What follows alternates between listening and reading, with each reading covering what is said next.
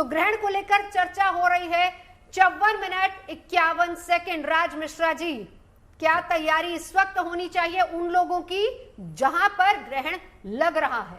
मुझे लगता है जहां पर ग्रहण लग रहा है आपको विशेष तैयारी की आवश्यकता नहीं। तैयारी सिर्फ एक चीज की होनी चाहिए कि इस समय पर परमात्मा का स्मरण किया जाए, और कोई तैयारी नहीं। इस समय पर ग्रहण को पर्व काल कहा गया है। एक बात ध्यान रखिएगा, ग्रहण को लेकर के हमेशा डरना ही नहीं चाहिए।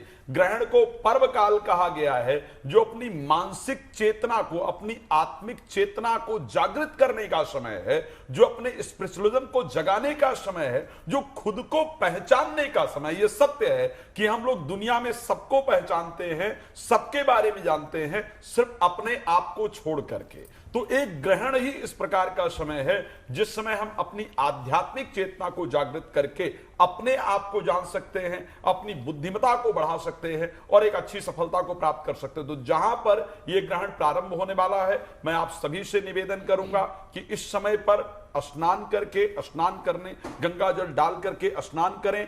स्नान करने के बाद बैठकर बहुत श्रद्धापूर्वक जो भी आपकी इष्ट मंत्र है, मैं जानता हूं कि बड़े बड़े मैं कहूं कि आप सूर्याष्टकम का पाठ कर लीजिए, आदित्य हृदय स्तोत्र का पाठ कर लीजिए, वो पॉसिबल नहीं है। कुछ नहीं आता है आपको, सिर्फ बैठ करके ओम का उच्चारण कीजिए, अपने मस्तिष्क को एकाग्र करने का प्रयास कीजिए। ग्रहण के समय पर कोशिश कीजिए, एक ही बात आपको ध्यान रखना है कि लाल वस्त्र पहन करके आपको नहीं बैठना है, काले वस्त्र पहन करके आपको नहीं बैठना है, नीले वस्त्र आपको पहन करके ग्रहण के समय पर नहीं बैठना है। अगर संभव है तो सूर्य गायत्री है, आदित्याय च विद्महे प्रभाकराय च धीमहि तन्नो सूर्यः प्रचोदयात्, उसका स्मरण करें। नहीं तो जो भी ओम नमो भगवते वासुदेवाय, ओम नमः शिवाय मंत्र इत्यादि जो भी है, नहीं तो ओम, इसका उच्चारण करें और आप देखिएगा वो मंत्र सिद्ध होगा, आपकी मस्तिष्क जागृत होगी, आपको सफलता मिलेगी। जी ठीक है, सुबह 3:30 के आसपास तक रहेगा ये ग्रहण और उसके बाद की तैयारी। अरविंद शुक्ला जी, देखिए नॉर्मली जब भी शारदीय नवरात्र की शुरुआत होती है, अक्सर ये देखा गया है सनातन को मानने वाले तमाम लोग सबसे पहले, क्योंकि ये इतना बड़ा उत्सव है, माँ का उत्सव है, माँ का स्वागत हम लोग करते हैं, इतना बड़ा उत्सव है, तो उसकी तैयारियों के लिए लोग बिल्कुल एकदम अर्ली मॉर्निंग उठ जाते हैं।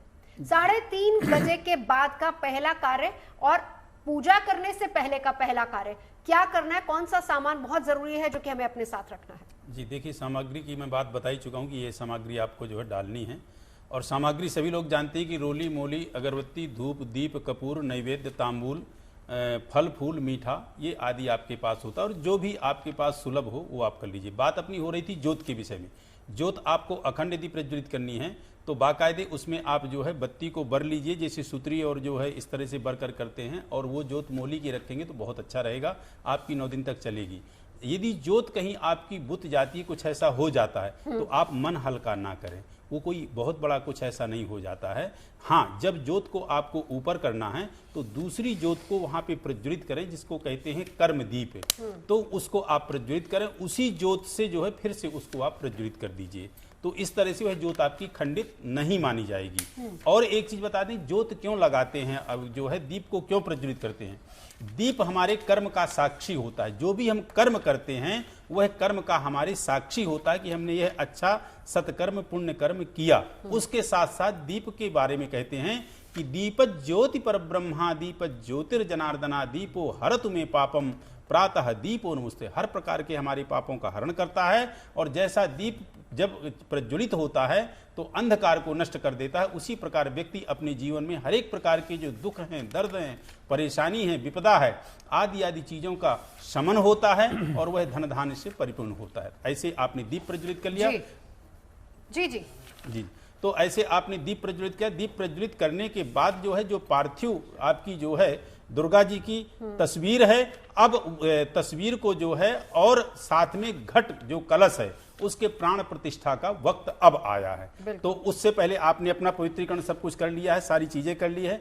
आपने प्राण प्रतिष्ठा जो करनी है, कलश का मैंने मंत्र बता दिया था, बोल दिया था, प्राण प्रतिष्ठा आपने कलश की कर दी है।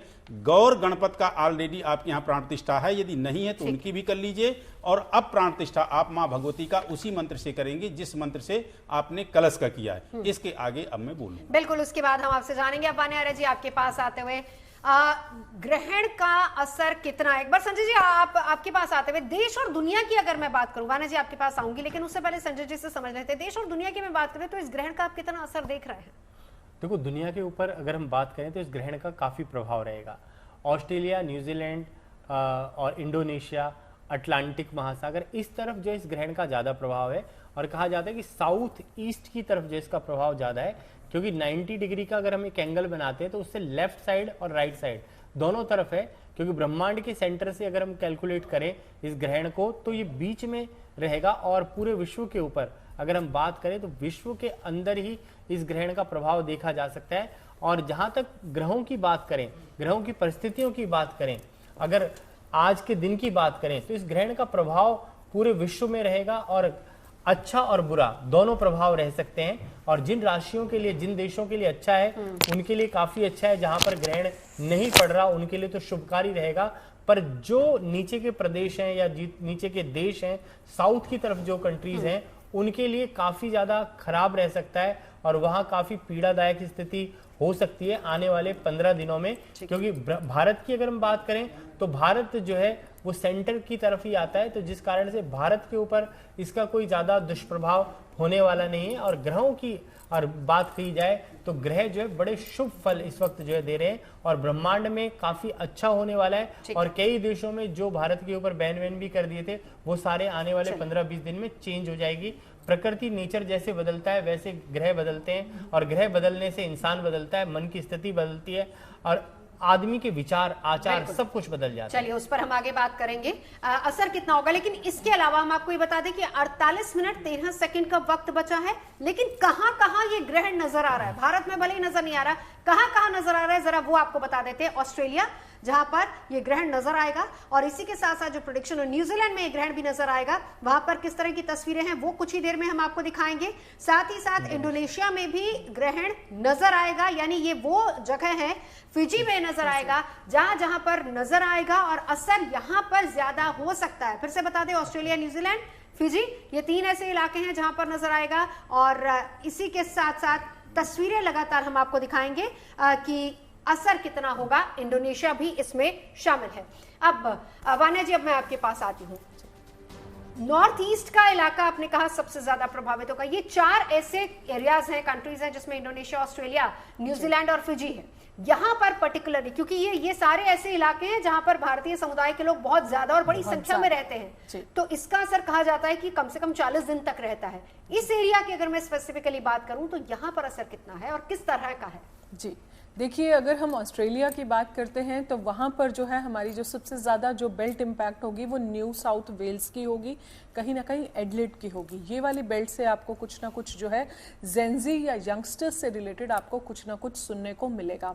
अगर हम इंडोनेशिया की बात करते हैं या फिर जो फिजी हो गया या हमारी पैसिफिक बेल्ट जो है, जो जहाँ पर ये ग्रहण एक्चुअली इम्पैक्टेड है, वहाँ पर भी आप देखेंगे कुछ ना कुछ फायर रिलेटेड चीज़ें या फिर आप फॉरेस्ट फायर्स जो हैं उसको मैं ऑस्ट्रेलिया से ज़्यादा देखती हूँ कि फॉरेस्ट फायर्स में मुझे ऑस्ट्रेलिया का ज़्यादा डर है कि वहाँ से हमें ऐसी कुछ जो न्यूज़ है वो सुनने को मिलेगी। न्यू साउथ वेल्स या न्यूजीलैंड आप देखेंगे कुछ मे बी कुछ ऐसे रिफॉर्म्स, कुछ ऐसे चेंजेस आ जाएं स्पेशली यंगस्टर्स और जेंजी से रिलेटेड, तो वहाँ पर भी ये चीज़ें हो सकती हैं। यूएस की अगर बात करते हैं, क्योंकि इस ग्रहण का इम्पैक्ट नॉर्थ अमेरिका पर भी आ रहा है, तो कहीं ना कहीं आप देखेंगे वीज़ा चेंजेस तो आए हैं बट ये स्टिल कंटिन्यू रहेगा। रिलेशनशिप्स में थोड़ा बहुत इधर उधर रहेगा हमारे भारत के साथ, और जो हमारे भारतीय मूल के बच्चे हैं उनको कहीं ना कहीं एक डर रहेगा ले ऑफ्स का। इस तरह की चीजें भी आपको थोड़ा थोड़ा देखने को मिलेंगी। ऑल ऑफ ए सडन कुछ ऐसे लॉज वीजा को लेकर आ जाएंगे जिनके लिए इंडियंस का या जो भी और लोग यूएस में जो सर्कुलेटेड हैं, जो ऑलरेडी वहां पर रह रहे हैं, उनसे रिलेटेड आपको कुछ चेंजेस देखने को मिलेंगे। कुछ फायर रिलेटेड कैलेमिटीज जैसे वॉल्केनोज हो गए, इरप्शंस हो गई। वॉर की अगर हम बात करते हैं, वॉर जैसी स्थितियां जैसे यूक्रेन, रूस जो है, जो भी वॉर्स इतने टाइम से चल रहे हैं, गाजा, ये आगे भी जो है कंटिन्यू हो सकते हैं। पाकिस्तान और इंडिया के रिलेशनशिप्स उतने स्मूथ तो वैसे कभी भी नहीं थे, लेकिन अभी भी जैसे कल उन्होंने जो सीज फायर हुआ, जो कल का ये था, तो ये सारी चीजें, ये रिलेशनशिप्स कॉर्डियल नहीं रहेंगे। इनफैक्ट इसमें थोड़ा सा गैप रहेगा। चाइना, फिर से देखना कि चाइना जो है लाइक हमारे ऊपर बहुत पॉजिटिव फेस रहेगा, लेकिन पीछे से हमें वो फिर से बैक स्टैप जो है वो जरूर करेगा। ये देश विदेश में आप देखेंगे एआई का मिसयूज, जैसा कि मैं बार बार कह रही हूँ, साइबर क्राइम्स बहुत ज्यादा बढ़ने वाले हैं। ठीक है, ठीक है, तो चलिए हम चर्चा करेंगे इसी को लेकर आगे, कहां किन किन क्षेत्रों में ज्यादा असर होगा, सावधानी क्या आपको बरतनी, आपकी राशि को लेकर भी बात करेंगे। लेकिन उससे पहले क्यों सूर्य ग्रहण पर हम इतनी चर्चा कर रहे हैं? ग्रहण अपने आप में जब शब्द आता है डर का माहौल लोगों के जहन में आता है, लेकिन गुड न्यूज टुडे का मकसद डरवाना नहीं है बल्कि आपको सावधान करना है, इसीलिए हम आपको उपाय साथ साथ बता रहे हैं। अब बात जब सूर्य की होती है, देखिए 122 साल बाद इस तरह का संयोग बना, पितृपक्ष की शुरुआत हुई चंद्र ग्रहण से और समापन हो रहा है सूर्य ग्रहण से। लेकिन सूर्य ग्रहण को लेकर चर्चा इसलिए हो रही क्योंकि सूर्य हमारी कुंडली का एक बहुत अहम ग्रह है। जेपी जी थोड़ा सा बताइए, खासतौर पर वो लोग जिनकी कुंडली का सूर्य ठीक नहीं है, पीड़ित है, उन लोगों को कितना अलर्ट रहना है, कितनी सावधानी उनको बरतनी है ऐसे समय में? सर्वप्रथम सादर प्रणाम। देखिए, सबसे महत्वपूर्ण बात आपने जो प्रश्न पूछा, कुंडली से जुड़ी हुई बात, क्योंकि हम जब भी प्रेडिक्शन करते हैं मासेस के लिए करते हैं, किसी एक व्यक्ति के लिए नहीं करते। पर ये बहुत इंपॉर्टेंट आपने प्रश्न पूछा, क्योंकि आपकी पत्रिका में अगर सूर्य शनि के साथ युति करे बैठा है, राहु के साथ है, केतु के साथ में है, अगर वहाँ ग्रहण दोष है तो सर्वाधिक प्रभाव आप पे पड़ने वाला है, चाहे आप किसी भी देश में हो या किसी भी देश खंड में हो। सबसे महत्वपूर्ण बात यह आती है कि आपकी दशा किससे चल रही है, आपकी पत्रिका में क्या ग्रह स्थिति है, ये महत्वपूर्ण हो जाता है। और सबसे बड़ी बात इसमें और एक निकल कर आती है कि आपका जीवन यापन करने का तरीका कैसा है। जो व्यक्ति खास तौर पे सूर्य को प्रभावित करने वाली चीज़ें करते हैं, जैसे बहुत लेट उठना, आप अपने जीवन में ऐसी शैली अपनाना जिसके साथ सूर्य को प्रभावित करते हैं, जैसे मांस मदिरा का सेवन अधिक करना, ये सारी चीज़ें जो कर रहे हैं तो निश्चित तौर पर उसका प्रभाव बढ़ जाता है। अब पत्रिका में खास तौर पे अगर सूर्य शनि की युति हुई है और जो गोचर में आज दिखाई दे रही है, आज जो हम चर्चा कर रहे हैं और बार बार इस विषय पर जोर दिया जा रहा है। देखिए, मैं कल भी इस बात को कह रहा था कि महाभारत काल को भी उठाकर देख लें तो वहाँ भी सूर्य ग्रहण ने अपना खेल रचा था। द्रौपदी चीरहरण भी सूर्य ग्रहण के समय में हुआ और द्वारका नगरी अगर डूबी तो भी सूर्य ग्रहण के समय में डूबी। तो अगर इस सूर्य ग्रहण को हम ये मान के चल रहे हैं कि ये सिर्फ 122 वर्ष बाद आया है, नहीं, इतिहास अपने आप को बार बार दोहराता है। और ये चिंता का सिर्फ विषय इसलिए नहीं है कि सूर्य ग्रहण है, चिंता का विषय है जो ग्रह युति इस समय बन रही है वो निश्चित तौर पर कहीं ना कहीं कष्टकारी है। क्योंकि शनि चंद्रमा की युति जहाँ विष कुंभ योग देती है, वह कहीं ना कहीं मासेस में कहीं एक उद्वेग पैदा करती है, जो बार बार सभी लोग ये कह रहे हैं कि हाँ, हम कहीं ना कहीं कलह देखते हैं, कहीं कहीं कुछ ऐसी स्थिति देखते हैं। तो मेन बात यहाँ निकल कर आती है कि वाणी पर नियंत्रण करना इस समय सबसे आवश्यक है, चाहे वो देश का प्रधानमंत्री हो, चाहे वो एक सामान्य व्यक्ति हो, सबके लिए बात निकल कर आती है कि वह ध्यान दें कहाँ कैसी कलह उत्पन्न हो सकती है, क्योंकि आपने जो एक बार कह दिया वो लौटेगा नहीं। तो इसलिए विशेषता इस समय में इस चीज का ध्यान देना ही होगा। ठीक है, अब राज जी आपके पास आते हुए, सूर्य का किन किन क्षेत्रों के साथ कनेक्शन है और उन क्षेत्रों पर असर कितना होगा, जरा ये भी बता। देखिए, सूर्य के कनेक्शन की अगर बात की जाए तो मुझे लगता है हर एक क्षेत्र के अंदर कनेक्शन है। सूर्य हमारी आत्मा का स्वामी है और क्योंकि हर जगह आपकी आत्मा जुड़ी हुई होती है, तो चाहे वो कोई जीव जंतु है, चाहे कोई प्रकृति है, चाहे वो मनुष्य है, किसी भी व्यक्ति को सूर्य प्रभावित ना करता हो इसकी पॉसिबिलिटी नहीं होती है। मैंने एक बात कहा था, बायोलॉजिकल क्लॉक, जिसको हम जैविक घड़ी कहते हैं, जो हमारे खुद के जीवन के जो कार्य करने का समय हम स्वयं अपने मस्तिष्क में डिसाइड करते हैं ना, चाहे सोने की बात करें, चाहे उठने की बात करें, चाहे खाने की बात करें, जो भी परिस्थिति जो हम डिसाइड करते हैं, ये सब हमारी बायोलॉजिकल क्लॉक डिसाइड करती है। और उस बायोलॉजिकल क्लॉक पर सूर्य का सबसे बड़ा प्रभाव रहता है।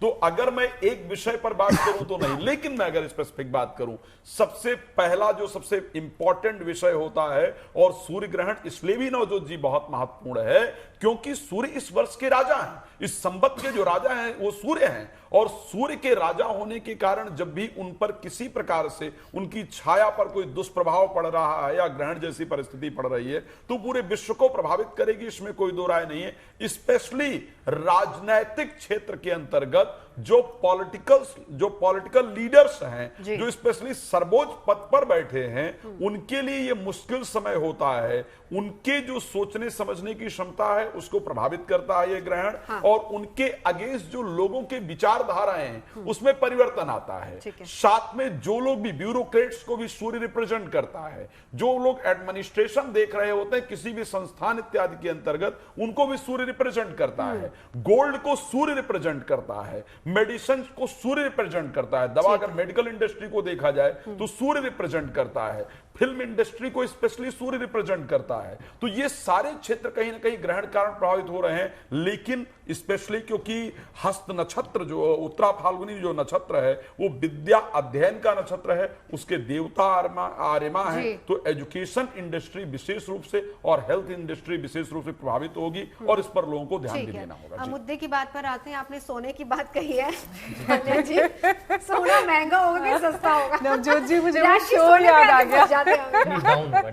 डाउन होगा बताइए। गोल्ड डाउन नहीं होगा, गोल्ड ये डाउन मैं आपको आज लिखकर एक बार फिर हमने नवजोत जी गोल्ड को लेकर के चर्चा किया था, वही शो नवजोत जी, वही वाला शो। तांबा बढ़ेगा, गोल्ड डाउन। लेकिन मैं ये गारंटी दे रहा हूँ, यहीं पर लिख लिया जाए आपको आने वाले समय में गोल्ड बहुत हाई पर जाता हुआ और हाई जाएगा। कर रहा हूँ, आप चाहें तो लिख कर रख सकते हैं। और फिर पहले भी यही बोला था, सस्ता कि महंगा? देखिए आज के परिवेश में अगर हम देखें तो इस ग्रहण का प्रभाव से महंगा ही कर रहा है, महंगा कर रहा है। अरविंद शुक्ला जी, सोना सस्ता कि महंगा? जिस पोजीशन पे अभी सोना जो है 1 और 1.25 के बीच आगे पीछे हो रहा है, अभी कुछ लंबे समय तक इसी पोजीशन पे रहेगा। मुझे लग रहा है आज ही खरीदा इन्होंने। वन्या जी, नवजोत जी मैं पहले भी बोला था बढ़ेगा और अभी भी मैं इसी पे स्टिक हूँ कि आगे भी बढ़ेगा ही बढ़ेगा और मान लेते हैं बढ़ेगा। सिर्फ संजय जी का ये मानना है कि बिल्कुल मैं कह रहा हूँ कि इस ग्रहण के कारण जो है सूर्य जब ग्रसित होता है तो गोल्ड के प्राइस हमेशा घटते हैं और कई बार देखा गया है, क्योंकि कैलकुलेशंस हैं, ऐसा नहीं है विदाउट कैलकुलेशन कोई प्रेडिक्शन नहीं है। मैं यहाँ पे संजय जी वर्सेस ऑल कर दे रही हूँ और इस पर चर्चा हम कुछ दिन बाद करेंगे। ये सवाल पूछना क्यों जरूरी था? देखिए, एक तो सूर्य का कनेक्शन ठीक है बताया कि गोल्ड से है, क्योंकि इसको लेकर हम बहुत दिन से चर्चा भी कर रहे थे और बाकी राज्य की प्रेडिक्शन सही रही है कि गोल्ड महंगा ही हो रहा है, कम नहीं हो रहा है। इस वर्ष के राजा सूर्य है नवजोत जी, तो अगले करीब अप्रैल तक जब तक दूसरा नवरात्र नहीं आ जाता है ना, तब तक गोल्ड के प्राइस निश्चित रूप से बढ़ने वाले, बिकॉज सूर्य जिसके कारक हैं उसकी वृद्धि करेंगे ही करेंगे, उसमें कोई दो राय। ठीक है, 37 मिनट 47 सेकंड का वक्त अब बचा है जब ग्रहण की अवधि शुरू होने वाली है। कितना असर आप पर होगा? जल्दी से एक बार पहली 3 राशियों के बारे में वान्या जी बता दीजिए संक्षेप में। जी, मेष राशि की अगर हम बात करते हैं, ये ग्रहण आपके कुंडली के 6ठे भाव पर लगेगा। इस टाइम पर जो है आपको अपनी हेल्थ का ध्यान तो रखना है, पर शत्रुओं पर आपको विजय जरूर मिलेगी। आप एक उपाय, एक मंत्र कर सकते हैं, जाके सिमरन तेरे पुनासा नाम शत्रुघ्न वेद प्रकाशा। आप ये मंत्र जो है करते रहिए, इससे लाइफ में आपको अपने एनिमीज कभी भी आपको लाइफ में ओवर पावर नहीं कर पाएंगे। इसके अलावा जो है आपका ननिहाल साइड से जो है आपका रिलेशनशिप, पहले से रिश्तों में सुधार आ जाएगा।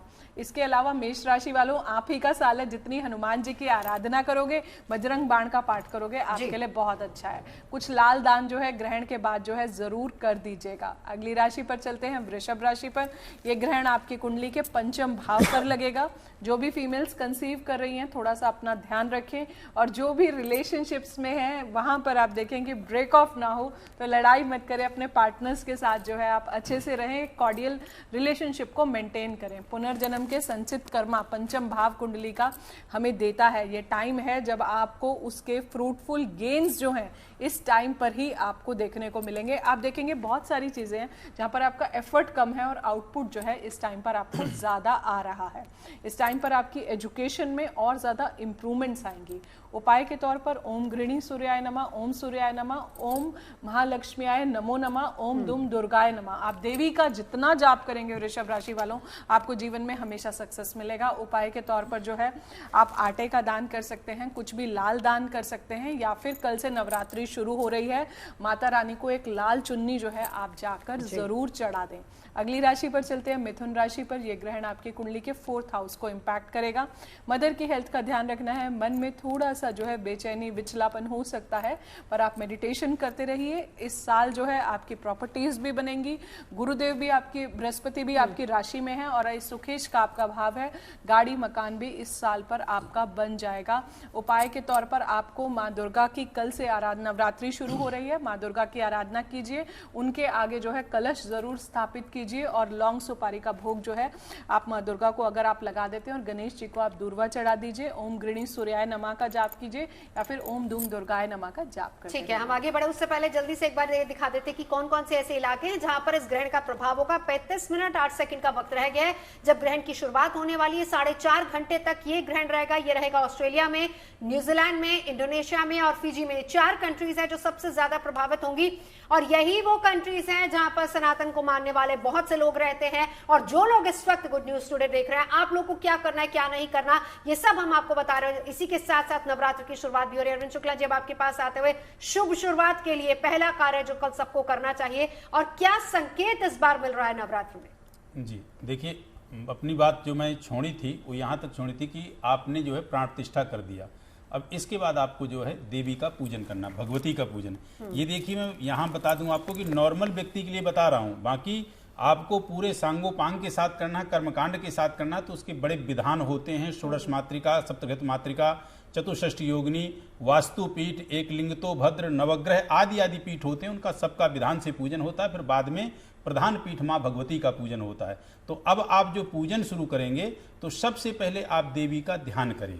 और देवी का ध्यान कुछ इस तरह से, जो आपको छोटा मंत्र आता हो या जो देवी का बहुत बढ़िया सा मंत्र है, देवे प्रपन्नार्ति हरे प्रसीदा प्रसीद मातर जगतोऽखिलस्य प्रसीद विश्वेश्वरि पाहि विश्वं त्वमीश्वरी देवी चराचरस्य। किस लिए?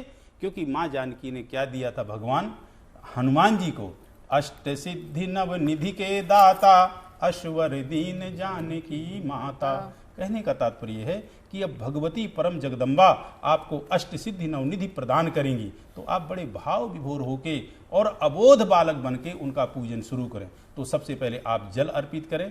जल अर्पित करने के बाद आप जो है उनको यानी पाद्योपाद्यम हस्तवर्घ्यम मुखे आचमनियम सर्वंगे स्नानियम 4 बार आप जल डालेंगे। उसके बाद फिर दूध से स्नान कराएं। क्रम वही है, ध्यान रखिएगा, पहले गणेश गौरी को, फिर कलश को, लास्ट में माँ भगवती को। आपने दूध चढ़ाया, दूध के बाद फिर जल चढ़ाएं। आपने दही चढ़ाया, दही के बाद फिर जल चढ़ाएं। आपने इसके बाद घृत चढ़ाया, घृत के बाद फिर आप जल चढ़ाएं। फिर आपने शहद चढ़ाया। आहा, कितनी ऊंची चीज आप चढ़ा रहे हो, जो भगवती को सर्वोपरि प्रिय है। क्योंकि क्या कहा गया दुर्गा सप्तमी में, गर्ज गर्ज क्षण मूढ़ा मधुयावत् पिबाम्यहम् मया त्वयि हते त्रैव गर्जिष्यन्तु सुदेवता। माँ भगवती जब शहद का पान करती हैं तब उनके अंदर रोम रोम में आवेश और क्रोध आता है और वो कहते हैं कि हे मूर्ख, हे जो महामूर्ख जो है, थोड़ी देर के लिए तू गर्ज ले, जब तक मैं मधु का पान करती हूँ। इसके बाद गर्जिष्यन्तु सुदेवता, देवता गरजेंगे क्योंकि मैं तेरा हनन और वध कर दूंगी। इसके आगे फिर मैं एक बहुत इंपॉर्टेंट है कि इस ग्रहण के तुरंत बाद नवरात्र की शुरुआत हो रही है, वो संकेत क्या दे रहा है? देखो, अशुभता के बाद शुभता का संकेत है, क्योंकि कहा जाता है कि ग्रहण का जो प्रभाव होता है वो जीवन के ऊपर कहीं ना कहीं दुष्प्रभावी होता ही होता है। प्रकृति, नेचर, इंसान, हर के ऊपर खराब प्रभाव तो करता ही है ग्रहण, पर उसके बाद शुभता, माँ के नवरात्रे आ रहे हैं और बड़ा शुभ संयोग बन रहा है। और कहते हैं कि 1 महीने में 2 ग्रहण आना, चंद्र ग्रहण और सूर्य ग्रहण, और उसके पश्चात माँ के नवरात्रों का शुभारंभ का प्रारंभ हो रहा है। तो कहते हैं कि जहां पर नए वर्ष का एक तरह से प्रारंभ, नए दिन का शुभारंभ वो होने जा रहा है। और माता की शक्ति जो है, और कहा जाता है कि सर्व मंगल मांगल्ये शिवे सर्वार्थ साधिके शरण्ये त्र्यंबके गौरी नारायणी नमस्तुते। तो दुर्गा जी की पूजा करें, बड़ा अच्छा बताया सबने, पर मैं कहूंगा कि मंत्रों में कवच, कीलक, अर्गला स्तोत्र का पाठ और माँ के 13 स्वरूपों की आराधना, जो 13 अध्याय हैं, उनकी पूजा जरूर करें। और जिनको कुछ भी नहीं आता वो मैं कहूंगा सिद्ध कुंजिका स्तोत्र कर ले, या फिर जो दुर्गा जी के 32 नाम हैं, दुर्गा, दुर्गा तिशमनी, दुर्गा पद निवारणी, दुर्गम छेदनी, दुर्ग नाशनी, दुर्गा निहंती, दुर्गा मापहा, दुर्गा माँ ज्ञानंदा, दुर्ग दैत्य लोका, दुर्गात्म स्वरूपणी, इस प्रकार से जो 32 नाम है उनकी उपासना कर ले, उससे विशेष लाभ रहेगा। चलिए जेपी, जब आपके पास आऊंगी, शुभ नवरात्र की शुभ शुरुआत, कोई एक टिप बताइए कैसे की जाए? देखिए, बहुत सुंदर प्रश्न है कि शुभता की बात, जैसे संजय जी ने बात कही कि शुभता हमेशा, कभी भी अगर आपके सामने कठिनाई है तो उसके लिए परमात्मा कोई ना कोई ऐसा शुभ संकेत देता है। अब शुभता के लिए सबसे महत्वपूर्ण बात है कि जैसे माँ की अर्चना, आराधना जो आपने शुरू करनी है, तो सबसे पहला कार्य आपने जो करना है, गंगा जल से पूरे घर को पवित्र करना है। तो गंगा जल छिड़क कर पूरे घर को पवित्र करिए। यहाँ पर आम के पत्ते लीजिए और वो कलश में स्थापित करिए। उसके बाद खास तौर पे माँ के लिए अगर कर सकते हैं, जिनके पास उपलब्ध है, धन धान्य की समृद्धि के लिए बहुत सरलतम उपाय है जब भी आप माँ की या तो जो भी जोत जलाते हैं उसके नीचे चावल ज़रूर रखिए और उसके बाद उस जोत को जलाइए, तो निश्चित तौर पर धन धान्य घर में परिपूर्ण रहेगा। और साथ में अगर एक छोटा सा कार्य और करते चलें कि इस बार खास तौर पे तुलसी माँ का यहाँ पर पूजन जरूर साथ में कर लें तो बहुत अच्छा होगा, क्योंकि यहाँ ध्यान रखिएगा माँ गज पर आ रही हैं, तो एक तरफ विजय की बात करती हैं और जहाँ दूसरी तरफ कहीं ना कहीं संहार की बात भी करते हैं, क्योंकि युद्ध हाथी जो है वो युद्ध में भी प्रयोग होता है। तो यहाँ पर अपने आप को बचाने के लिए हमें दो चीज़ें ध्यान देनी है, हमें बृहस्पति के साथ भगवान विष्णु का ध्यान भी करना है और भगवान शिव का ध्यान भी करना है, हमें माँ लक्ष्मी का भी ध्यान करना है तो माँ दुर्गा का भी ध्यान करना है। तो इस तरह से सारी चीज़ों का संयोग लेते हुए शुभता की तरफ बढ़ेंगे। बिल्कुल। वाना जी, अगली 3 राशियों का जिक्र कर लेते हैं। मेष, वृषभ, मिथुन राशि की बात हमने की, इससे अगली 3 राशियां कर्क, सिंह, कन्या, संक्षेप में। थैंक यू नवजोत जी। कर्क राशि की अगर हम बात करते हैं, ये ग्रहण जो है आपके कुंडली के तृतीय भाव पर लगेगा, तो आपको जो है अपनी वाणी पर संयम रखना है और वाणी से अपनी दोस्ती नहीं खराब करनी है। भाइयों से भी, छोटे भाइयों से आप बना के रखिए, उनको ब्लेस करके रखिए। जब आप छोटे भाइयों को ब्लेस करके रखेंगे, आपकी लाइफ में हमेशा आपका मंगल भी जो है वो स्ट्रॉन्ग रहता है। इस टाइम पर ऑन साइट अपॉर्चुनिटीज़ जो है आपके लिए बनती रहेंगी। इसके अलावा जो है आपको जो है कल क्या करना है, आप कुछ सफ़ेद का दान कर दीजिए, और सूर्य ग्रहण है तो आप पिसा हुआ आटा अगर दान करते हैं वो आपके लिए बहुत ज़्यादा शुभ रहेगा। ओम गृणी सूर्याय नमः, ओम सूर्याय नमः या फिर ओम सोम सोमाय नमः का जो है अगर आप अपनी लाइफ में जाप करते हैं तो वो आपके लिए बहुत ज़्यादा शुभ रहेगा। सिंह राशि की बात कर लेते हैं। आपके स्वामी सूर्यदेव हैं और ये जो ग्रहण है ये लग भी सूर्यदेव को ही रहा है, तो थोड़ा सा एजिटेशन, थोड़ा सा फ्रस्ट्रेशन, एंग्जाइटी आ सकती है। सेकंड भाव आपकी वाणी का भाव है, आपकी धन का भाव है, तो अपनी वाणी को हमेशा आप पोलाइट रखिए। जब आप लाइफ में पोलाइट रहेंगे तो आपको सब चीज़ें आपकी लाइफ में पॉजिटिव होती चलेंगी। फैमिली से जो है एक इक्विलिब्रियम जो है आप बना के रखिए। और इसके अलावा जो है उपाय के तौर पर करना क्या है, सिंह राशि वालों आप पूरे जीवन भर सूर्य को हर दिन निरंतर जल दें, डिसिप्लिन में रहें, इनिशिएटिव्स लें, अपनी लीडरशिप क्वालिटीज़ जो है हमेशा डेवलप करके रखें। उपाय के तौर पर करना क्या है, लाल दान करें, सुबह उठें, एक जल का लोटा लें, उसमें थोड़ा सा कुमकुम और थोड़े से लाल फूल डालकर आप सूर्य देव को जल दें और जो है उनसे अपने जीवन में ओज और तेज मांगे। और लाल का दान जितना आप कर लेंगे उतना आपके लिए शुभ रहेगा। कन्या राशि की हम बात कर लेते हैं।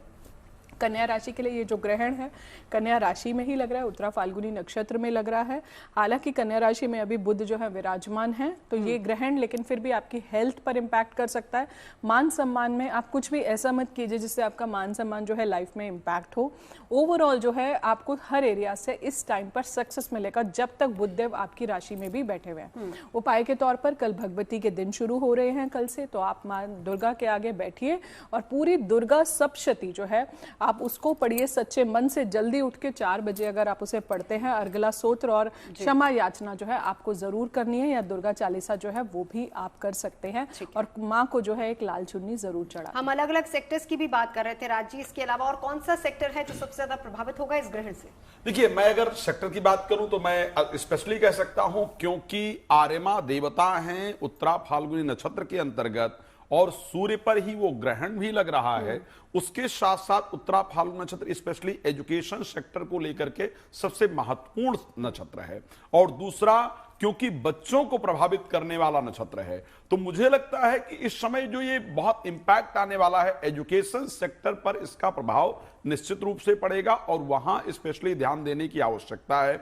साथ में मैंने बताया जितनी भी चीजें, चाहे वो कपास की बात की जाए, चाहे कुछ वस्त्रों की बात की जाए, इन सभी चीजों को सूर्य रिप्रेजेंट करते हैं। स्पेशली लकड़ियों को भी सूर्य रिप्रेजेंट करते हैं, तो कहीं ना कहीं फर्नीचर इत्यादि के जो प्राइसेस है वो इंक्रीज होने वाले हैं, वहां पर उसका इंपैक्ट पड़ने वाला है। लेकिन मेजर इंपैक्ट अगर मुझे कुछ दिख रहा है तो हाँ, किसी नए बीमारी के आने वाले सूर्य ग्रहण से किसी नए बीमारी के आने के संकेत निश्चित रूप से इस ग्रहण के माध्यम से नजर आते हैं।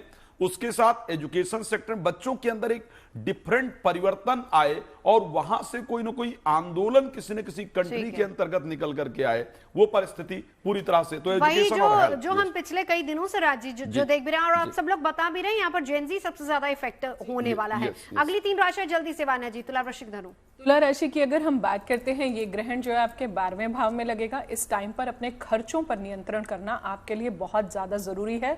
कुछ भी अगर आपके वीजा रिलेटेड हर्डल्स, रुकावटें आ रही थी, वो अब आपकी क्लियर हो जाएंगी। किसी से भी वाद विवाद में मत पड़िए, किसी भी लीगल इशू में आप फंस सकते हैं। इस टाइम पर थोड़ा सा ध्यान रखिए, अपनी हेल्थ का अच्छे से ध्यान रखिए इस टाइम पर, अदरवाइज हॉस्पिटलाइजेशन के भी थोड़े से चांसेस बनते हैं। उपाय के तौर पर तुला राशि वालों देवी की आराधना करनी है। माता लक्ष्मी को लाल गुलाब जो है आप जरूर चढ़ाते रहिए, और सूर्य देव की आराधना जो है आप निरंतर हर दिन जो है अपनी लाइफ में करते रहिए। कल किसी गरीब को, किसी सरकारी कर्मचारी को कुछ भी लाल दान आप कर दीजिए। वृश्चिक राशि पर आते हैं। ये ग्रहण जो है आपकी कुंडली के 11वें भाव पे लगेगा, यानी कि आपके लाभ भाव पर लगेगा। ये जो टाइम है अपने बड़े सिबलिंग्स का ब्लेसिंग्स और उनसे वो लेने का, उनके साथ कोई भी आर्ग्यूमेंट नहीं करना। जैसे आपके बड़े सिबलिंग्स कहते हैं, आप अपने भाई बहनों की सुनिए इस टाइम पर। फाइनेंशियल गेन्स इस टाइम पर होंगे। लाभ भाव है, हो सकता है आपके मल्टीपल सोर्सेज ऑफ इनकम भी जो है इस टाइम पर डेवलप हो जाए, कुछ नया सोर्स ऑफ इनकम आपके जीवन में आ जाए। अपनी हेल्थ का थोड़ा सा, स्पेशली ईयर साइड का जो है आपको थोड़ा सा इस टाइम पर ध्यान करना है। और इसके अलावा जो है, क्योंकि आपके स्वामी मंगल देव हैं, आप राम रक्षा स्तोत्र का पाठ जो है वो आप जरूर कर सकते हैं। ग्रहण के टाइम पर सूर्य देव की जितनी आराधना करेंगे, या फिर आप बजरंग बाण को जो है सुन सकते हैं। हनुमान जी की ब्लेसिंग्स इस टाइम पर रिसीव करते हुए आप विजुअलाइज कर सकते हैं।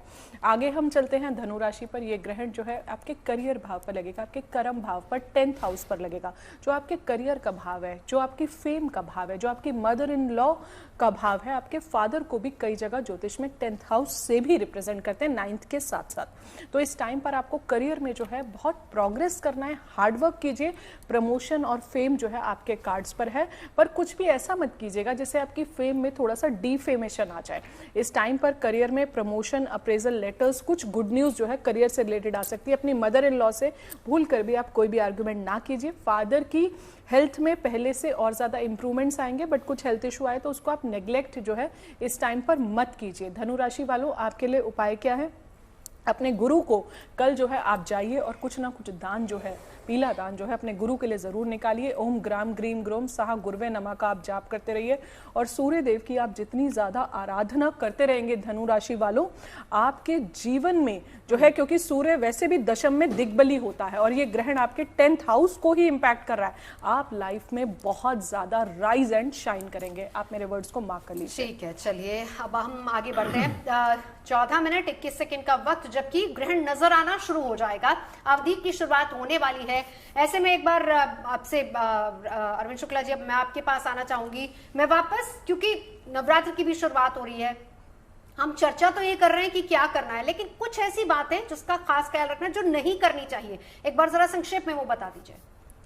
देखिए, ऐसा है कि जो नहीं करना है वो मेन चीज़ है कि दुर्गा जी को दूब नहीं अर्पित करना है। मैं पहुंचा था शहद तक, आपने शहद से स्नान कराया, इसके बाद जो है फिर जल चढ़ाएंगे, फिर आप जो है चीनी से स्नान कराएंगे, फिर जल चढ़ाएंगे, अब पंचामृत से स्नान कराएंगे, जो पांचों चीज मिक्स है।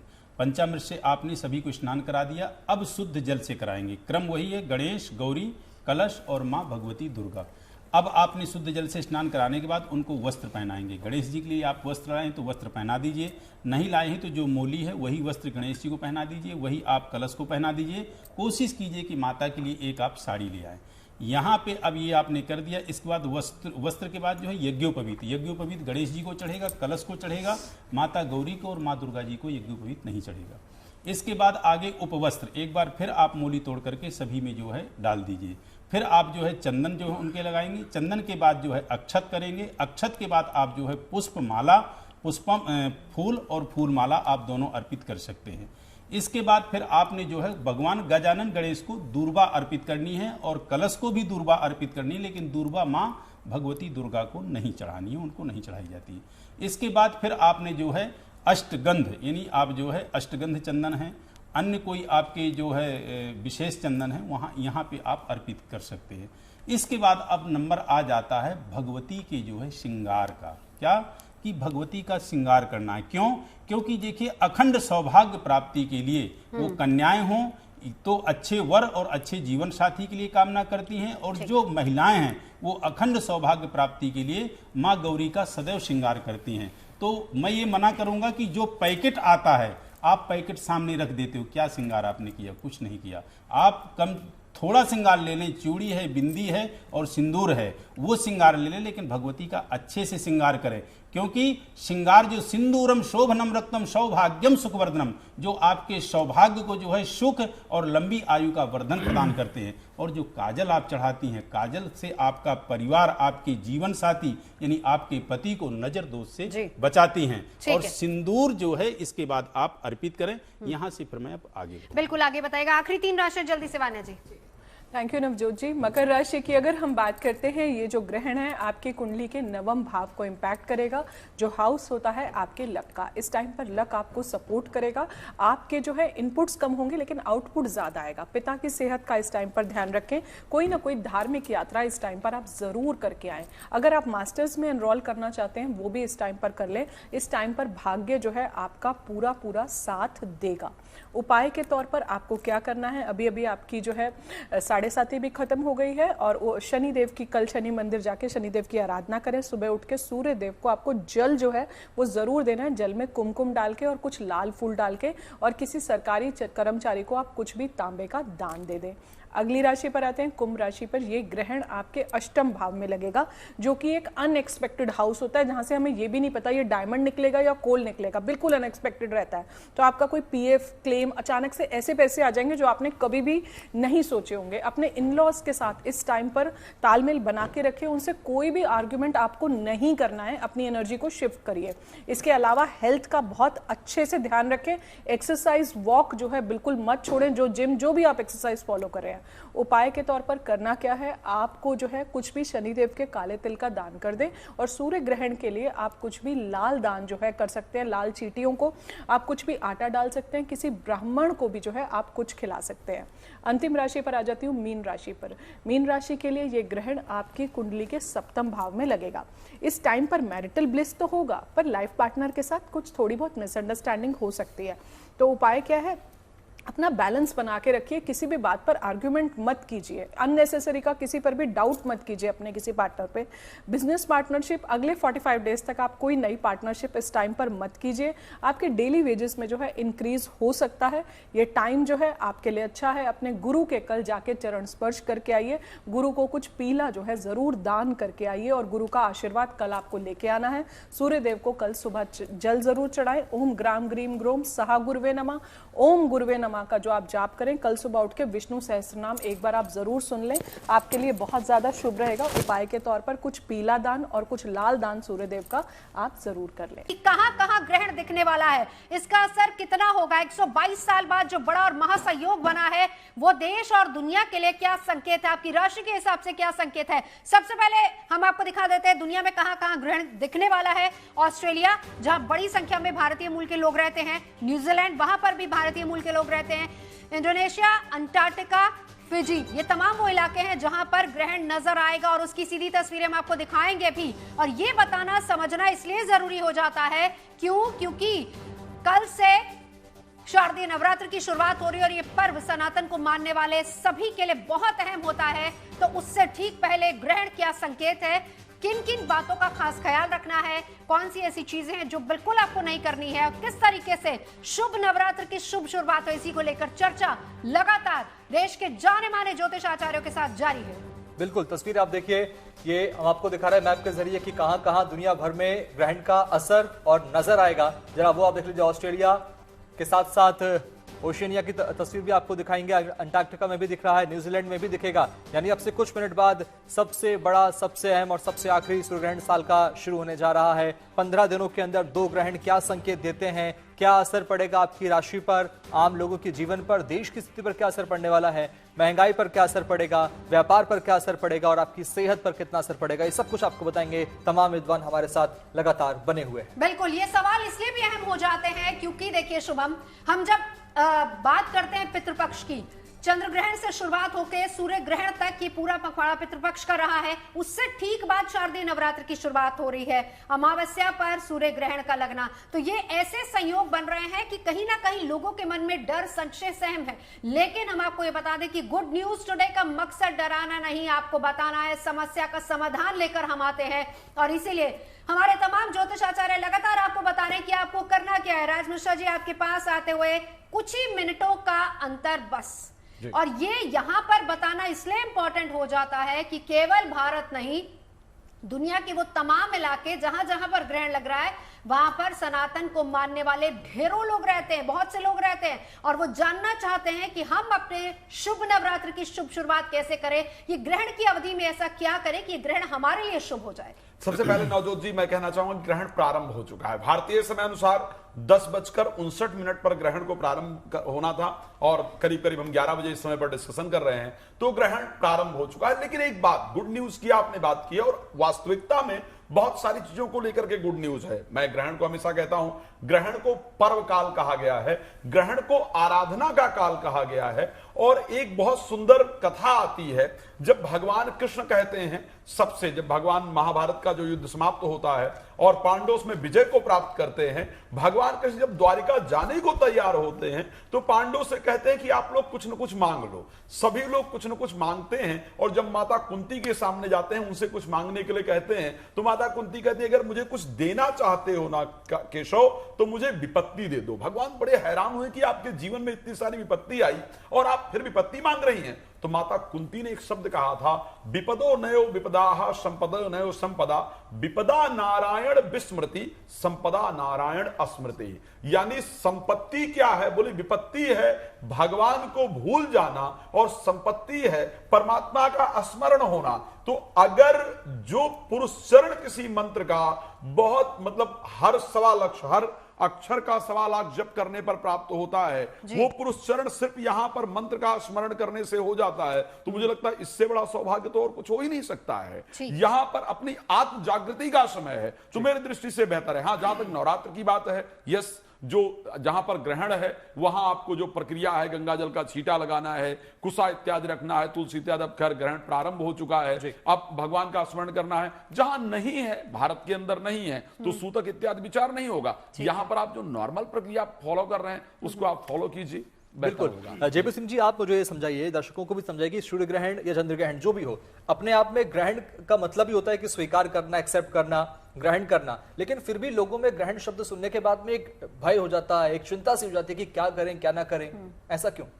देखिए, ग्रहण को खास तौर पे खगोलीय घटना समझना और साथ में ज्योतिषीय घटना समझना खाली दोनों के बीच में रहना नहीं है। ग्रहण कहीं ना कहीं जीवन में बदलाव क्यों देता है कि दो जीवनी शक्ति, दो जागृत देव, खासतौर पे सूर्य और चंद्रमा, जब भी इनको कहीं ना कहीं कोई ग्रसित करेगा या ये कहीं ना कहीं इम्पैक्ट में आएंगे, तो निश्चित तौर पर जो भी सजीव है, चाहे वह हमारे पशु पक्षी हों, चाहे मनुष्य हो, सब पर उसका प्रभाव आएगा। यहाँ पूरे इन्वायरमेंट में नेगेटिविटी फैलती है, साथ में ही कहीं ना कहीं मन में, स्वभाव में परिवर्तन आता है। तो उसकी वजह से ग्रहण को लेकर हम ये भयभीत होते हैं कि इस बार क्या प्रभाव देगा। जैसे हम बार बार कहते हैं कि ग्रहण काल के बाद भूकंप की संभावनाएं सर्वाधिक बढ़ जाती हैं, प्रलय जैसी स्थितियां उत्पन्न हो जाती हैं। अगर आप देखें साल की शुरुआत में जो ग्रहण था, उसके बाद हमने देखा कि क्या जल प्रलय स्थिति पूरे विश्व में देखने को मिल रही है। तो वैसी ही स्थितियां ग्रहण के बाद हमें देखने को मिलती है, इसीलिए इसको बार बार हम चिंतित होकर देखते हैं। जेपी जी, मैं लौटूंगी आपके पास, लेकिन लग गया है साल का आखिरी सूर्य ग्रहण। हम इस वक्त उस ग्रहण के अवधि काल में, लेकिन भारत में न सूतक मान्य है और इसीलिए न नियमों का पालन करना होगा। देर रात 3:23 पर समापन होगा इस ग्रहण का। करीब करीब 4.5 घंटे तक ये ग्रहण रहेगा। भारत में नजर नहीं आ रहा है, इसीलिए किसी तरह की डरने की, घबराने की कोई जरूरत नहीं है। शुभ नवरात्र की शुरुआत शुभ ही होने वाली है अब से कुछ ही घंटों बाद, क्योंकि शारदीय नवरात्र की शुरुआत हो रही है। लेकिन इस वक्त नजर कहां आ रहा है वो भी आपको साथ ही साथ बताते चले।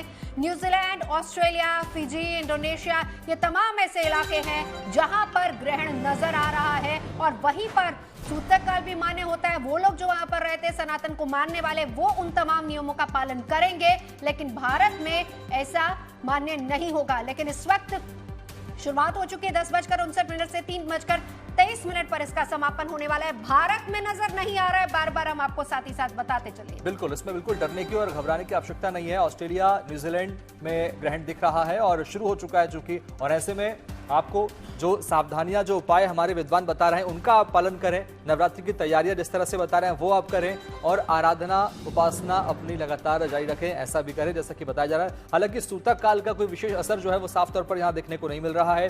साल का आखिरी सूर्य ग्रहण लग चुका है और देर रात 3:23 तक ये रहेगा।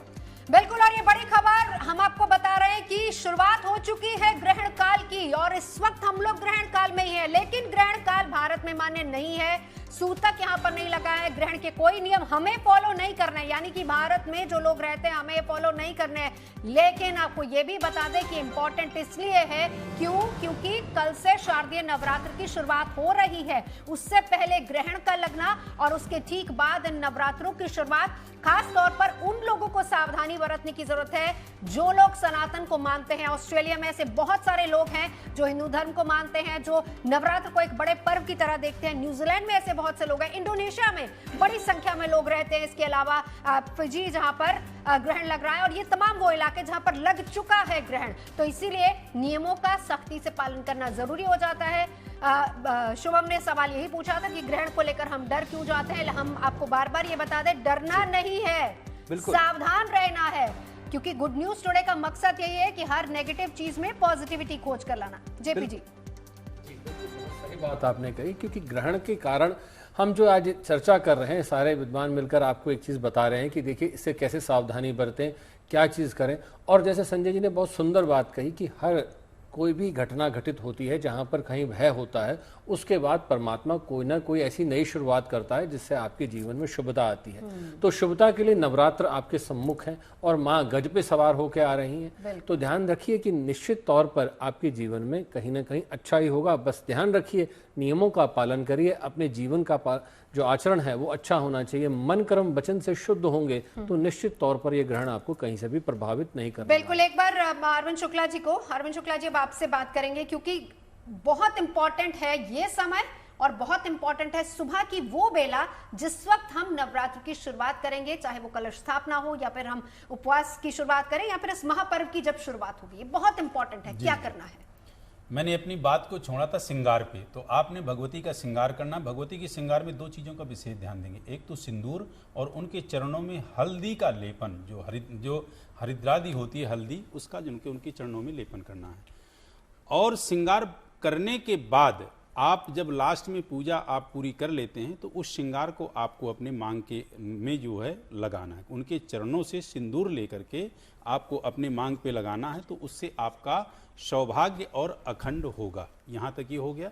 इसके बाद आपने जो है उनको धूप दिखानी है, धूप दिखाने के बाद हस्तों प्रक्षाल्य करनी है, इसके बाद दीप दिखाना है, दीप दिखाने के बाद भी आपको अपना हाथ धुलना है, फिर आपको जो है नैवेद्य चढ़ाना है। नैवेद्य में जो भी आपने तैयार किया हो, और बहुत उत्तम होगा भगवती को, जैसे आप भोग घी का लगा सकते हैं, दूध का लगा सकते हैं, आप केले का लगा सकते हैं, गुड़ का लगा सकते हैं, शहद का लगा सकते हैं। ये मैं वो बता रहा हूँ जो सारी चीज़ें जो है प्राकृतिक हैं, कोई बनाई हुई नहीं है, तो पूरी तरह से ये शुद्ध और पवित्र है। ये ध्यान रखेंगे कि जो आप दूध चढ़ाएंगे वो जो है पका करके चढ़ाएंगे, और जो दूध में स्नान कराएंगे, दुग्ध का स्नान, वो कच्चा कराएंगे।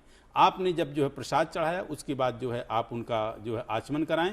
प्रसाद चढ़ाने के बाद आचमन 4 बार कराएंगे, ठीक है। और जब आप इसके बाद फल चढ़ाएंगे तो आचमन 1 बार कराएंगे, क्योंकि फल के बाद पानी ज्यादा नहीं लेते। इसके बाद आप जो है मुखवासार्थे सफलतांबूल पुंगी फलम, आप लौंग इलायची सुपारी ये अर्पित करेंगे। इसके बाद आप जो है करोद्वर्धनार्थे चंदनम, आप दोनों हाथों से ऐसे करके जो है चंदन को अर्पित करेंगे। फिर इसके बाद आप जो है दक्षिणा चढ़ाएंगे, क्योंकि दक्षिणा क्या है, यज्ञ की पत्नी है, बगैर इसके सब कुछ अधूरा है। तो जो हम चढ़ाते हैं उससे लाखों गुना करके प्राप्त होता है। दक्षिणा के बाद फिर आपका आता है नंबर अखंड श्री फलम, नारियल आप अर्पित करेंगे, और नारियल को ऐसे भगवती की तरफ दिखाएंगे, और जब उसको रखेंगे तो उसका मुख अपनी तरफ करके रखेंगे। इसके बाद उनका निरांजन करेंगे, और निरांजन करने के बाद जो है फिर आप क्षमा याचना करेंगे, और क्षमा याचना के बाद आरती करेंगे। उस विषय का मैं अब बोलूंगा जब मेरा नंबर आएगा। बिल्कुल आपके पास आएंगे। बिल्कुल संजय जी, अब जरा एक बार आप बता दीजिए कि चूंकि कल मां की आराधना का बड़ा और महोत्सव शुरू होने जा रहा है, तमाम लोग जो है तैयारी में जुटे हुए हैं, और भी कुछ लोग कुछ सफर में भी हैं जो माता के दरबार में पहुंचने वाले हैं। चाहे तमाम हम माता के दरबार की बात कर लें, देश भर के अलग अलग शहरों में, अलग अलग राज्यों में, वो लोग क्या करें, कैसे शुरुआत करें अपने दिन की, जो अलग अलग दरबारों में पहुंचने जा रहे हैं कल सुबह। चूंकि सुबह से ही कतार लगना शुरू हो जाएगी माता के दर्शन के लिए, पूजा के लिए। देखो, ये मास जो है इसको आश्विन मास कहते हैं, और इसको ईश मास भी कहा जाता है, क्योंकि ईश्वर का जो मास है वो ईश मास है, और जहाँ से माँ भगवती की उपासना आप प्रारंभ करते हैं। और इसको कन्या मास भी कहा जाता है। शास्त्रों के हिसाब से ईश का अर्थ होता है भगवान, जो कण कण में रोम रोम में बसा हुआ है भगवान है, और ब्रह्मा विष्णु महेश और तीनों की शक्ति से माँ दुर्गा का उत्पन्न हुई है, उन्हीं की शक्ति उनके अंदर विराजमान है। और पहला नवरात्र जो होता है, कहते हैं प्रथम शैलपुत्री, द्वितीय ब्रह्मचारिणी, तृतीय चंद्र घंटी थी, कुष्मांडी थी चतुर्थकम, पंचम स्कंद माते थी, सप्तम कालरात्रि, महागौरी चाष्टमम। तो ये क्या है कि माँ के जो स्वरूप हैं, पहला दिन जो है वो शैलपुत्री का है, अर्थात शीतलता का प्रतीक है। तो पहले दिन आपको जो है पूरा मन से, वचन से, कर्म से, शांति से, बिल्कुल स्वच्छता से, कहते हैं कि जब तक आपका शरीर निर्मल नहीं होगा, शुद्ध नहीं होगा, पवित्र नहीं होगा, आप जब तक ध्यान, मेडिटेशन, योग साधना में नहीं होंगे, तब तक आपका पूजा पाठ में मन नहीं लगेगा। तो सबसे पहले मैं ये कहूँगा कि जो भी लोग यात्रा में हैं, ट्रैवल कर रहे हैं, तो आप कहते हैं कि सबसे बड़ी शक्ति जो होती है मन से उपासना, मानसिक पूजा। आप जब कहते हैं कि मन का जब आप जाप करते हैं तो मन के से करते हैं। मन का अर्थ है जो आपने अंतर मन से जो चीज़ की है वो मन का कहलाती है, जो पवित्रता हमारे मन में देती है। आप देखें जब भी माला जपते हैं हरे रामा हरे कृष्णा या ओम नमः चंडिकाय नमः, तो आप ढक कर के जपते हैं, क्योंकि गुप्त रूप से जो पूजा की जाती है, दिखावा नहीं किया जाता। जहां मंत्रों का उच्चारण जब किया जा रहा है गुप्त रूप से किया जाता है। पर इसमें स्वर का बड़ा भेद है।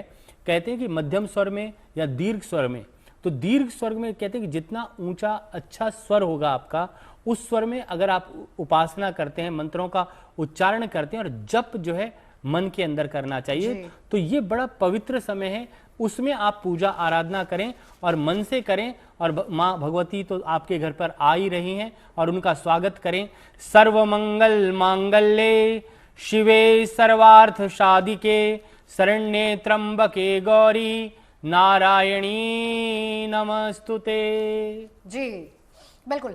तो चलिए, कल से शुरुआत हो रही है शारदीय नवरात्र की, लेकिन उससे पहले ग्रहण, और हम लोग इस वक्त ग्रहण काल में, लेकिन भारत में ग्रहण नहीं लगा है। कहां कहां लगा, एक बार जल्दी से आपको बताते चले। उसकी सीधी तस्वीरें लगातार आपकी टीवी स्क्रीन पर मौजूद है। कहां कहां लगा है? ऑस्ट्रेलिया में ग्रहण नजर आ रहा है, न्यूजीलैंड में ग्रहण नजर आ रहा है, इंडोनेशिया, अंटार्कटिका, फिजी, ये तमाम ऐसे इलाके हैं जहां पर इस वक्त सूर्य ग्रहण का असर है, जहां पर इस वक्त ग्रहण नजर आ रहा है, और वहीं पर लोगों को ग्रहण के पूरे प्रोटोकॉल का पालन करना है।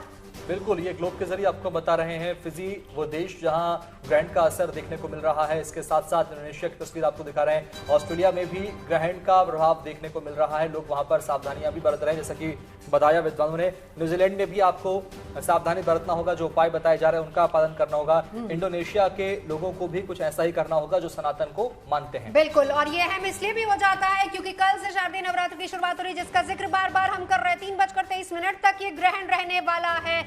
क्या करना है, क्या नहीं करना है, सब कुछ हम आपको बता रहे हैं, और नेगेटिविटी में पॉजिटिविटी किस तरीके से आप देख सकते हैं, क्या ग्रहण शुभ संकेत आपके लिए लेकर आ रहा है, वो भी बता रहे हैं। राज मिश्रा जी, अब आपके पास आते हुए, हम ग्रहण की चर्चा तो कर ही रहे, लेकिन अब देखिए भारत में अब क्योंकि नजर नहीं आ रहा है और बड़ी संख्या में लोग इंतजार कर रहे हैं उस घड़ी का, सुबह का, उस वक्त का, जिस वक्त शुभ नवरात्र की शुभ शुरुआत उनको करनी है, उस महापर्व का जिसका इंतजार लोगों को साल भर रहता है। अब यहीं से शुरुआत करेंगे कि बहुत से लोग उपवास करते हैं, व्रत रखते हैं, जो कि कहा भी गया है। पहली बात तो उपवास का सनातन में कितना महत्व है ये भी बताइए, किनको करना चाहिए, और वो लोग जो उपवास नहीं कर सकते वो किस तरीके से नवरात्र की शुरुआत कर सकते हैं। देखिए, दो चीजें नवजोत जी ध्यान रखिए। श्री रामचरितमानस में भगवान राम ने एक शब्द कहा, सुंदरकांड सभी लोग पढ़ते हैं, दोहा नंबर 42 पर भगवान राम ने एक शब्द कहा कि निर्मल मन जन सो मोहि पावा और मोहि कपट छल छिद्र न भावा। मैं स्पष्ट कह सकता हूं कि सिर्फ व्रत से परमात्मा प्राप्त हो, वास से परमात्मा प्राप्त हो, या बहुत कुछ अर्पण करने से परमात्मा प्राप्त हो, या मंत्रों से परमात्मा प्राप्त हो, या जाति त्याग से परमात्मा प्राप्त हो, यह संभव नहीं है। भगवान राम का शब्द है कि परमात्मा प्राप्त हो सकते हैं तो सिर्फ निर्मल मन से प्राप्त हो सकते हैं। श्री रामचरितमानस के अंतर्गत एक चौपाई आती है, मैं खैर यहां मांसाहार को बढ़ावा नहीं दे रहा हूं, लेकिन श्री रामचरितमानस में जब जटायु का प्रश्न आता है तो लिखा है कि गीध अमित अति आमिष भोगी गति दीन ही जाचत जो जोगी, जो योगियों को गति प्राप्त होनी चाहिए वो गति जबकि मांसाहारी होने के बाद भी जटायु को भगवान राम ने प्राप्त किया। तो मेरा विचार है यदि स्वास्थ्य इत्यादि आपका अलाउ करता है तो निश्चित रूप से आपको व्रत उपवास करना चाहिए। बट अगर आपका स्वास्थ्य अलाउ नहीं करता है, अगर कोई हेल्थ इत्यादि को लेकर के प्रॉब्लम है, तो बिल्कुल भी आपको व्रत इत्यादि ना करके भगवान का स्मरण करना चाहिए। और भगवान श्री रामचरितमानस में ही कहा गया है कि करशे कर्म करो विधिनाना और मन राखो जहां कृपा निधाना। ऐसा कहीं नहीं लिखा है कि अपने समस्त कार्य को छोड़ करके परमात्मा की आराधना किया जाए, बल्कि ये कार्य परमात्मा का ही है।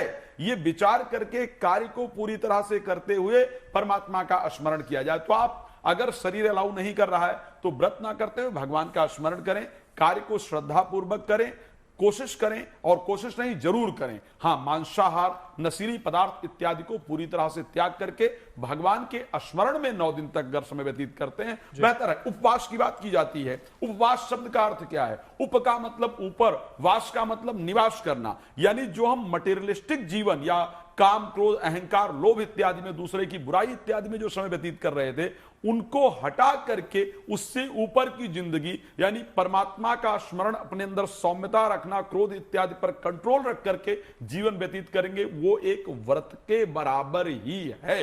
तो मेरे दृष्टि से आपको इसका पालन करना चाहिए। व्रत इत्यादि नहीं कर सकते हैं मत कीजिए। कोशिश कीजिए कि 5 लोगों को जो सबसे आपको अधिक पसंद था वो 5 गरीब व्यक्तियों को जाकर के दें। वो लोग खा करके अगर उनकी आत्मा प्रसन्न होगी तो ऐसी परिस्थिति के अंतर्गत आपको उस व्रत का ही फल प्राप्त होगा। बिल्कुल, हाँ, ये आपने अच्छा बताया किस तरह से उपवास रखना और कैसे उपवास का फल भी मिल सकता है। जेपी सिंह जी, आपसे समझेंगे, चूंकि आज एक पितृ पक्ष का समापन भी हो रहा है, नवरात्र की शुरुआत भी हो रही है, लोग पितरों को विदा भी कर रहे हैं, उनकी आराधना 16 दिन से लगातार कर रहे थे। वो लोग कैसे इस ग्रहण काल के दौरान पूजा अर्चना करें, कैसे सब कुछ पितृपक्ष को समाप्त करें? देखिए, पितृपक्ष तो समाप्त हो चुका, क्योंकि देखिए जहाँ सूर्यास्त हुआ हमने यहाँ पर तर्पण कर दिया है। अब इसके बाद, अब ग्रहण काल के बाद सुबह 3:30 बजे के बाद अमृत बेला में हम यहाँ पे तैयारी कर रहे हैं माँ के आगमन की और उसके लिए। तो सबसे महत्वपूर्ण बात एक और यहाँ छोटी सी चीज़ जोड़ना चाहूँगा, जैसे पहले भी पूछा मुझसे प्रश्न कि क्या करना चाहिए, तो ध्यान रखिए काले वस्त्र भूल के भी ना धारण करें पूजन के समय में। और कोशिश करें अगर कुशा या कंबल या कोई भी ऐसी चीज़ है जिसका आसन बिछाकर आप माँ का पूजन करेंगे तो सर्वोत्तम होगा। और ध्यान रखिएगा कि हमेशा मुख आपका पूर्व या उत्तर की तरफ हो, क्योंकि यहाँ पर वास्तु के आधार पर सबसे महत्वपूर्ण बात ये होती है कि जब आप पूजन कर रहे हैं तो आप ऐसी दिशा में हो जहाँ ध्यानस्थ हो सकते हैं। तो अगर आप दक्षिण की तरफ मुख करके बैठते हैं तो बिल्कुल भी आप ध्यानस्थ नहीं हो पाएंगे, नेगेटिविटी बढ़ जाएगी। और अगर आप पश्चिम में होंगे तो निद्रा पर बहुत ज़्यादा प्रभावित हो जाएगी। तो इसलिए महत्वपूर्ण होगा कि काले वस्त्र न धारण करें और दिशा का विशेषता ध्यान दें। और ख़ास तौर पे सुबह और शाम जब भी आप साधना कर रहे हैं तो उससे 1 घंटा पहले ध्यान रखिएगा कि आप ध्यान अवस्था में जरूर बैठें। अगर शाम का आप पूजन कर रहे हैं तो कोशिश करिए शाम के पूजन के 1 घंटा पहले खाना ना खाएं। अगर अब जिन्होंने व्रत नहीं रखा है तो कुछ चीज़ ना खाएं और उसके बाद पूजन करें, क्योंकि ध्यानस्थ होंगे तभी पूजन लगेगा। जैसे भी राज जी ने बहुत सुंदर बात कही कि मन से अगर आप जुड़े हैं, आप मन भाव आपका है, तभी वहाँ प्रार्थना स्वीकार होने वाली है। ये नहीं है कि आपने व्रत रखा है और स्वीकार होगा, आपने बस परिश्रम कर लिया है। तो मन भाव आपका होना बहुत जरूरी है। बिल्कुल। अमृत वेला की आपने बात की, हम वहीं से संजय जी मैं चाहूंगी कि किस तरीके से शुरुआत की जाए, ये तो चर्चा हम कर ही रहे हैं, जेपी जी ने भी हमें साथ ही साथ ये भी बताया। लेकिन ऐसे समय में जब ग्रहण के बीच यानी कि नवरात्र से ठीक पहले, हालांकि देखिए 3:30 बजे तक तो रहेगा ही ग्रहण का असर, और आप बता ही रहे हैं कि सूर्य ग्रहण जो है आने वाले 40 दिन तक इसका असर पूरी दुनिया में रहेगा ही। और उसी बीच जब नवरात्र की शुरुआत हो रही है तो ऐसे में किन बातों का खास ख्याल रखना होगा? जी देखो, सबसे पहले आपको स्नान करना चाहिए और गंगा जल डाल करके स्नान करें, शुद्ध करें। और अभी आचार्य जी ने बड़ा सुंदर बताया, उपवास आपको बताया। उप का मतलब होता है ऊपर, वास का मतलब होता है नीचे। पर इसका साइंटिफिक रीजन क्या है वो भी मैं आपको एक लाइन में जोड़ देता हूँ। कहते हैं कि हमारे शास्त्रों में चिकित्सा पद्धति के लिए उपवास किया जाता था।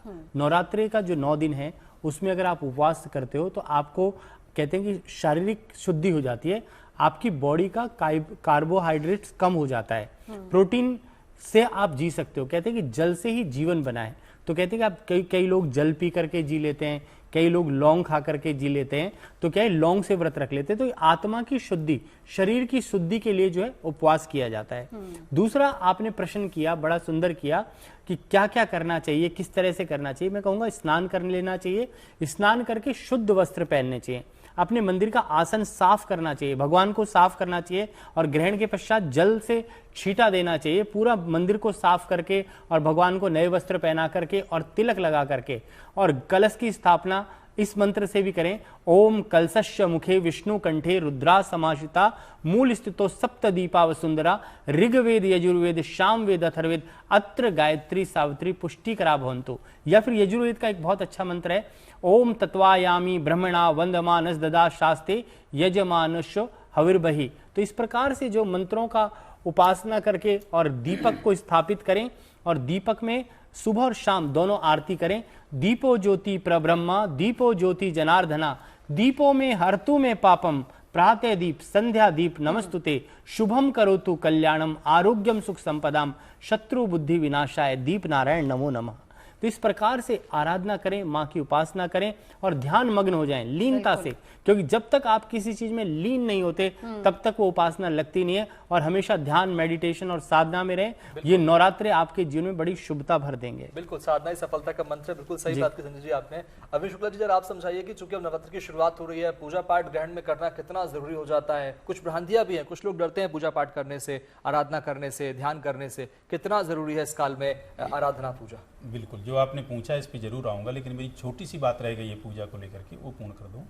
आपने अब क्या करना है, क्षमा याचना करने के बाद आपने आरती करनी है। आरती आप छोटी भी कर सकते हैं, जय गणेश वाली, जय अम्बे गौरी कर सकते हैं। और आरती आपकी बहुत अच्छी जो नीरांजन है पुष्पांजलि, वो भी कर सकते हैं। उसकी मैं एक ही आपको जो है श्लोक बोल के बताता हूँ। आई गिरि नंदित नंदित मेदिनी विश्व विनोदिनी नंदिनुते गिरिवर वंद निवासिनी विष्णु विलासिनी जिष्णुनुते भगवती हे सिति कंठ कुटुंबिनी भोरे कुटुंबिनी भूति कृते जय जय हे महिषासुर मर्दिनी रम्य कपर्दिनी शैल सुते। ऐसे आरती करने के बाद लास्ट में कर्पूर गौरम करुणावतारम से आपको भगवान की जो है आरती करनी है। फिर वह आरती भगवान को देना है। इसके बाद उसमें आरती में जो है जल का जो है आप घुमा करके छिड़काव करके उस आरती को पूरे अपने घर में दिखाएंगे, तो आपकी नेगेटिविटी जो पूरे घर की है वो खत्म होगी। आपकी पूजा संपन्न हो गई। मैंने जिस तरह से पूजा बताई है इस तरह से यह पूजा यदि आप करेंगे तो लगभग आपका हर कार्य जो है संपन्न होगा, क्योंकि इस पूजा में कोई चीज मैंने छोड़ी नहीं है। हाँ, जो विशिष्ट जो है सांगोपांग से अपनी आराधना पूजा करेंगे उसके लिए फिर वेदियों की स्थापना और बहुत सारी कुछ चीजें हो जाती है। अब जो बात आपने पूछी है, दो शब्दों में बता दूं मैं कि प्रभु राम ने जब रावण को जो है मारा था तो उस वक्त प्रभु राम ने क्या किया था, जो कि वो परब्रह्म परमात्मा हैं और बड़े ही मर्यादा पुरुषोत्तम राम हैं, लेकिन रावण को मारने के लिए उनको भी सूर्य की उपासना करनी पड़ी थी। यहाँ जो सभी विद्वान अभी तक बता रहे हैं सूर्य आत्मा है, सूर्य की उपासना ऐसे करनी है, सूर्य की ये करना है, तो आप ये देखिए जो परब्रह्म परमात्मा हैं, पिता का मरण हो गया, पत्नी का हरण हो गया, और जब रावण के ऊपर उनको विजय प्राप्त करनी थी तो बगैर सूर्य की उपासना से उनको कोई विजय नहीं प्राप्त हो पा रही थी। तो उनने क्या किया था, ततो युद्ध परिश्रांतम समरे चिंतयास्तम रावणम चाग्रतो दृष्ट्वा युद्धाय समुपस्थितम दैवतश्चा समागम्या दृष्टुमभ्यागतोर्णम। तो उनने रावण को तभी मार पाए जब भगवान आदिदेव सूर्य नारायण से आत्मबल का ऊर्जा प्राप्त की। तो कहने का तात्पर्य कि ये जो ग्रहण का काल है, एक भी आपको किसी तरह की शक संदेह नहीं करना है। आपको अनन्य भाव से भगवान शिव के किसी भी मंत्र का जाप करें, आपकी हर प्रकार से मनोविलसित फल परिपूर्ण होंगे और सूर्य आपका बलिष्ठ होगा। ठीक है, अब राज मिश्रा जी आपके पास आते हुए, उससे पहले जरा एक बार फिर से तस्वीरें हम बताते चले, कहां कहां इस वक्त ग्रहण लग चुका है और कौन कौन से इलाके ऐसे हैं जो सबसे ज्यादा प्रभावित हो रहे हैं, जिसमें ऑस्ट्रेलिया है, न्यूजीलैंड है, फिजी है, इंडोनेशिया है, अंटार्कटिका, ये तमाम वो इलाके हैं जहां पर सूर्य ग्रहण का असर नजर आ रहा है। भारत में असर नजर नहीं आ रहा है, ना सूतक काल माने, लेकिन फिर भी क्योंकि बार बार इसका जिक्र हो रहा है, ग्रहण का जिक्र हो रहा है, सूर्य ग्रहण का जिक्र हो रहा है, 122 साल बाद ऐसा योग भी बना है कि चंद्र ग्रहण से पितृपक्ष की शुरुआत हुई, सूर्य ग्रहण तक ये रहा है, और इसका असर कितना होगा। राज्य कहा यह जाता है कि ग्रहण चाहे कहीं भी लगे लेकिन असर 40 दिन तक रहता है। मुझे अगर गलत कह रही हूं तो ठीक कीजिएगा, 40 या 45 जितना भी होता है, 45 दिन रहता है। तो इसका असर दो सवाल मेरे, पहला तो ये इसका असर मुख्य तौर पर किन किन राशियों पर पड़ रहा है, और दूसरा सवाल ये कि कौन से दुनिया के इलाके हैं जहां पर इसका असर ज्यादा देखने को मिलेगा। देखिए, अगर विशेषतया ये देखा जाए तो क्योंकि ये जो ग्रहण का विशेष प्रभाव पड़ रहा है वो कन्या राशि पर पड़ रहा है, और कन्या राशि रिप्रेजेंट करती है साउथ को, यानी साउथ में स्पेशली अगर हम देखें भारत की दृष्टि से अगर मैं उठा करके देखूं तो वास्तविकता में ऑस्ट्रेलिया साउथ के अंतर्गत पड़ेगी, न्यूजीलैंड साउथ के अंतर्गत पड़ेगा, यस, जहां पर यह ग्रहण घटित भी हो रहा है। और जो भी साउथ के क्षेत्र हैं, वो साउथ की जो भी कंट्रीज हैं वो विशेष रूप से इंपैक्टफुल होंगी। हाँ, क्योंकि कन्या राशि पाकिस्तान की राशि, बड़ा क्लियर है, और उस राशि पर यह ग्रहण घटित हो रहा है, इसीलिए वहां पर भी इसका विशेष इंपैक्ट आपको देखने को मिलेगा। मैच जीत नहीं पाए, नहीं, आज तो मैच पक्का थोड़ी देर में हारने वाले हैं, और वो जीतना पॉसिबल भी नहीं है उनके लिए। लेकिन दूसरी बात और बता दूं, कुछ आतंकवादी घटनाएं जिसको स्वयं पाकिस्तान पालता है, पोसता है, वो भी वहां पर घटित होने ग्रहण के प्रभाव के कारण मिलेगी। जब भी दो ग्रहण घटित हुए हैं, अगर मैं 2022 की बात करूं, जब श्रीलंका में संकट उत्पन्न हुआ था और पाकिस्तान के अंदर भी एक त्रासदी आई थी, वो दो ग्रहण घटित होने पर आई थी। तो जब भी ऐसी परिस्थितियां हुई हैं तो ये सब चीजें घटित होती हैं। ये वाले जो विशेष क्षेत्र हैं उसके अंतर्गत जो ग्रहण का सबसे ज्यादा इंपैक्ट रहने वाला है वो इंपैक्ट रहना। आपने कहा कौन कौन सी राशियां विशेष रूप से प्रभावित होंगी। जिन राशियों के विशेष प्रभावित होने का योग है वो स्पेशली कन्या राशि है, जिसके ये ग्रहण घटित होने जा रहा है, जिस राशि पर स्पेशली घटित होने जा रहा है, तो उसके लिए सबसे ज्यादा इंपैक्टफुल रहने वाला है। अगर दूसरी राशि की बात करूं तो तुला राशि है, तुला राशि के 12th हाउस के अंतर्गत यह ग्रहण घटित होगा, तो उस पर एक विशेष प्रभाव रहने वाला है।